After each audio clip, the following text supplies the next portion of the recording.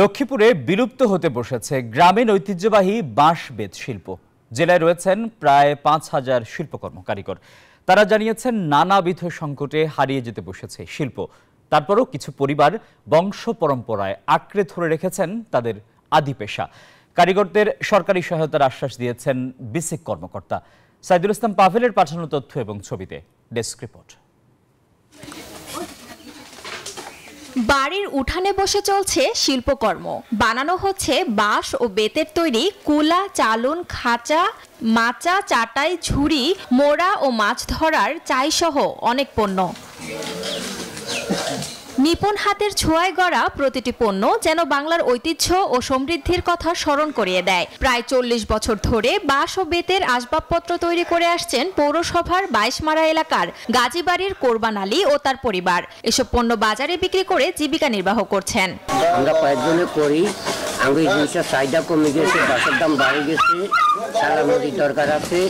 এখন আমাদের কোনো রকম পোষাইতে আসে না। ৪০ বছর আমি বিয়ারতে আইছি, এই বাঁশ বেতের কাজ করি, তোলাইলে খাই, চলি হিরি। একইভাবে পৌরসভার রাজীবপুর, তেওয়ারীগঞ্জ, ভবানীগঞ্জ, তোরাবগঞ্জ, রামগতির আসলপাড়া, সেবাগ্রাম, রামগতি ও রায়পুর সহ বিভিন্ন এলাকার প্রায় ৫,০০০ কারিগর এই পেশায় নিয়োজিত আছেন।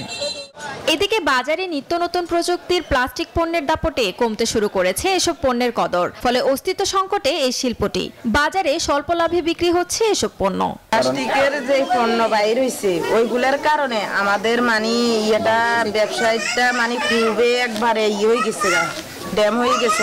মানসনগর, Raipur, Ramganj, সমুনি,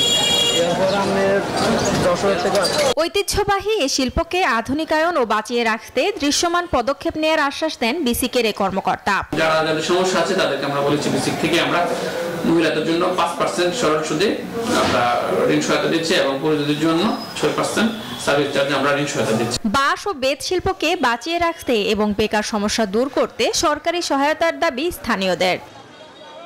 desk report, news 24।